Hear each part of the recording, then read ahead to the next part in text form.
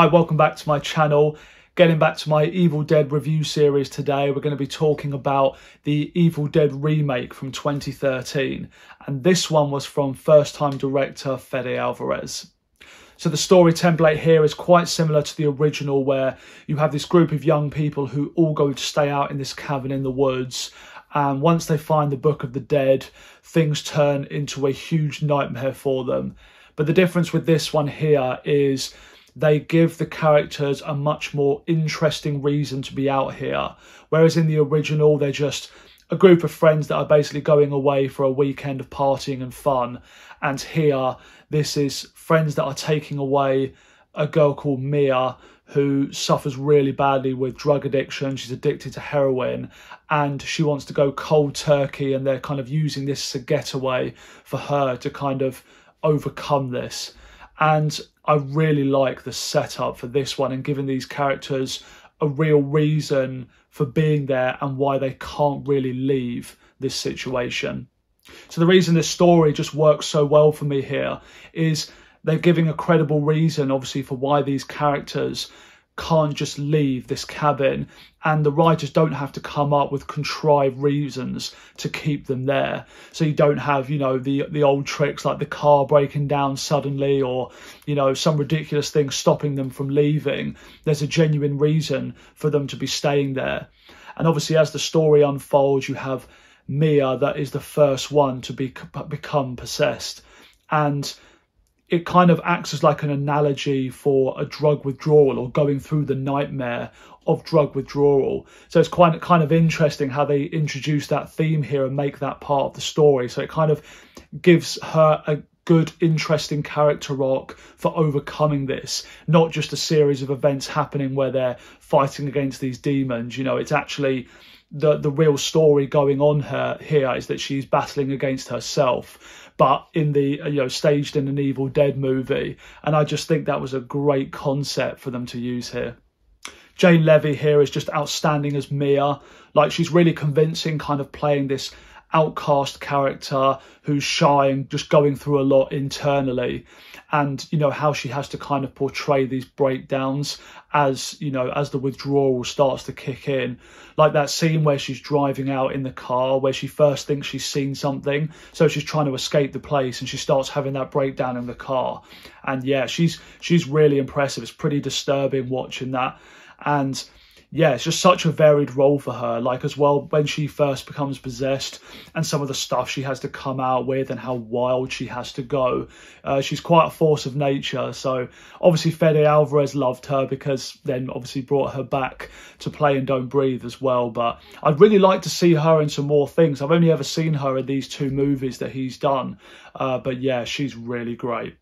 This movie too makes absolutely no apology about being a really dark, depressing, gritty and nasty experience. And for what they were setting out to do, I just think it really works. I think for some people, they'll probably find this too violent, too dark, and it is a very graphic film. But in my opinion, it's not done gratuitously. It is there to kind of set up and really show you the nightmare that these characters are in, and for you to take it seriously. Whereas if you think of old slashers like the Friday the 13th franchise movies, I love those films. They're like a guilty pleasure for me. But even though it's kind of the same concept, where you have, you know, a killer or something taking out these young people one by one, you're not affected in the same way by it, because it's almost played for fun. Like, it's kind of, you're on the ride and you're having fun with people being taken out, as weird as that sounds.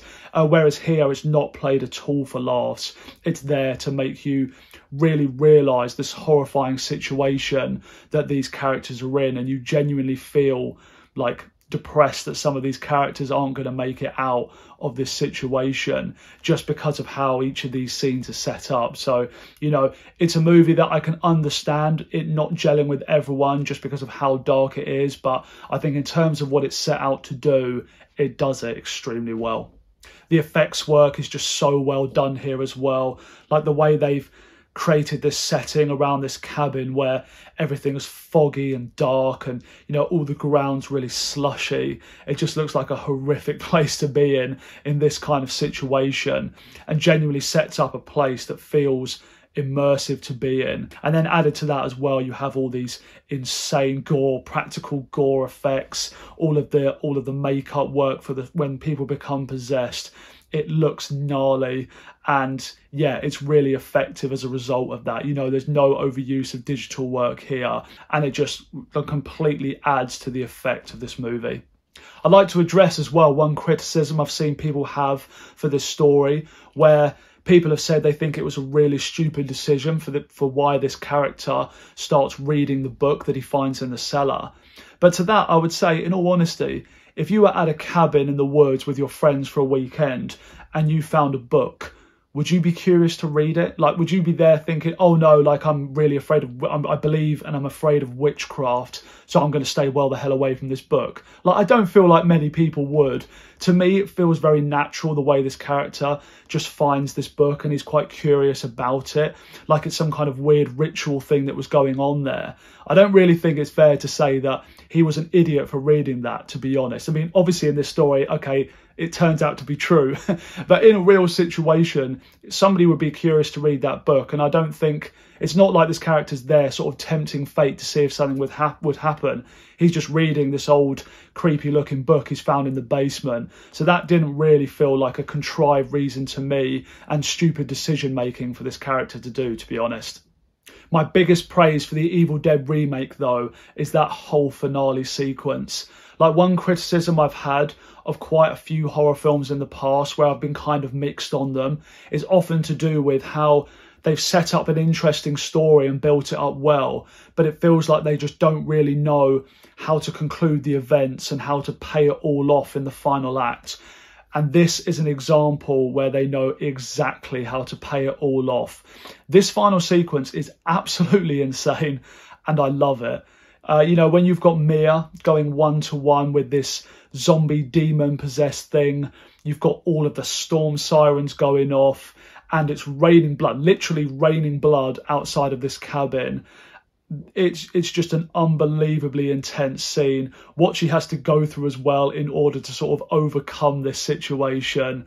It's exciting, it's intense, and yeah, it's just one of the best final sequences of any horror film, in my opinion, especially in the last 20 years that I can think of. It just pays everything off in an amazing way. So yeah, my thoughts on this film, as you can probably tell from this review, I love this entry. And this makes me really excited about the director, Fede Alvarez, because I don't know how much of this is rumours, but apparently he's concluded filming the new Alien film, which is set to be released for next year. So knowing that this guy is at the helm of that, it makes me really excited about what he's going to do with the next Alien. So I think we're in really good hands with him. He's such a solid director. And yeah, this is just proof of that.